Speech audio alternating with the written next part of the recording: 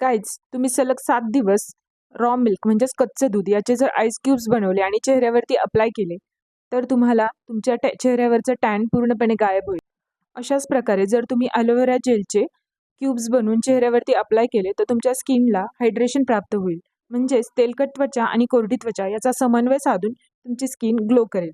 अशाच प्रकारे जर तुम्ही बीटरूटचे क्यूब्स बनवले आणि चेहऱ्यावरती अप्लाय केले, तर तुमच्या चेहऱ्यावरचं पिगमेंटेशन पूर्णपणे कमी होऊन जाईल.